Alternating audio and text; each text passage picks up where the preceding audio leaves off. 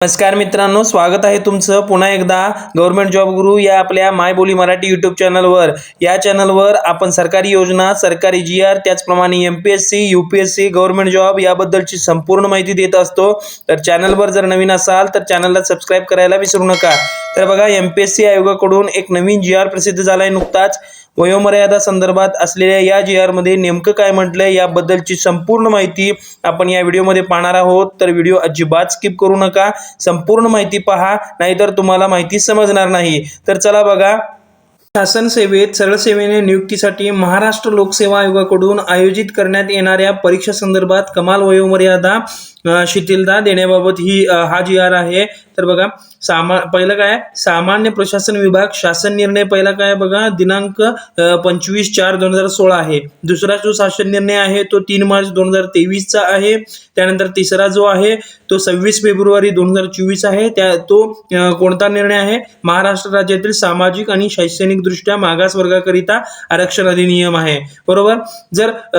त्याचप्रमाणे जो दुसरा शासन निर्णय होता त्या 31 डिसेंबर 2023 पर्यंतचा शासकीय सेवेत सरळ सेवेत जे नियुक्ती संदर्भात प्रसिद्ध होणाऱ्या सर्व जाहिरातीकरिता अर्ज करणाऱ्या उमेदवारासाठी कमाल वयोमर्यादेत 2 वर्ष इतकी शिथिलता देण्यात आलेली आहे। त्याचप्रमाणे महाराष्ट्र राज्यातील जे सामाजिक आणि शैक्षणिक दृष्ट्या मागास वर्ग आहेत त्यांच्या आरक्षण अधिनियम 2024 मध्ये दिनांक 26 फेब्रुवारी 2024 अन्वये राज्यातील सामाजिक आणि शैक्षणिक दृष्ट्या मागास वर्गाकरिता राज्य शासकीय सेवेतील पदावर नियुक्तीसाठी आरक्षणाची तरतूद ही करण्यात आलेली आहे। तर सदर अधिनियमातील तरतुदीच्या अंमलबजावणीच्या अनुषंगाने पदसंख्या व आरक्षण नमूद करून मागणी पत्रे सुधारित करण्याची कार्यवाही सुद्धा आवश्यक आहे। याकरिता सुधारित मागणी पत्रानुसार जाहिरात प्रसिद्ध करण्यास महाराष्ट्र लोकसेवा आयोगाच्या सन 2024च्या नियोजित वेळापत्रकापेक्षा आज साधारणतः 9 ते 10 महिने विलंब झाला असल्याने असे त्यांच्या निदर्शनास आले आणि त्यामुळे राज्यातील अनेक उमेदवारांनी शासन सेवेतील प्रवेशीकरिताची जी विहित कमाल वयोमर्यादा होती ती ओलांडली होती असल्याने असे जे उमेदवार आहेत ते परीक्षेसाठी अर्ज करण्यास अपात्र ठरत आहे। असल्यामुळे ती कमाल वयोमर्यादा शिथिलता देण्याबाबत शासनाने निर्णय घेतलेला आहे।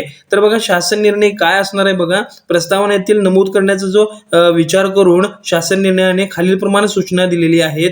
पहिलं जे आहे जे महाराष्ट्र लोकसेवा आयोगामार्फत दिनांक 1 जानेवारी 2024 मध्ये या जे शासन निर्णयाच्या दिनांकापर्यंत पदभरती करिता ज्या जाहिराती नव्याने प्रसिद्ध झाल्या होत्या त्या जाहिरातीच्या निवड प्रक्रियेची कोणताही टप्पा पार पडलेला नाही। अशा जाहिरातीकरिता अर्ज केलेले उमेदवार जे आहेत त्यांना सामान्य प्रशासन विभागाच्या दिनांक 25/4/2016च्या शासन निर्णयान्वये विहित केलेल्या कमाल वयोमर्यादेत 1 वर्ष अशी शिथिलता दिलेली आहे, बरोबर। आणि ज्या पदासाठी संबंधित पदाच्या सेवा प्रवेश नियमात विविक्षित कारणास्तव संदर्भाधीन दिनांक 2016 मध्ये विहित केलेल्या कमाल वयोमर्यादेपेक्षा जे भिन्न कमाल वयोमर्यादा विहित केली आहे अशा पदासाठी विहित केलेल्या कमाल वयोमर्यादेत देखील 1 वर्षाची सदर शिथिलता देण्यात आलेली आहे।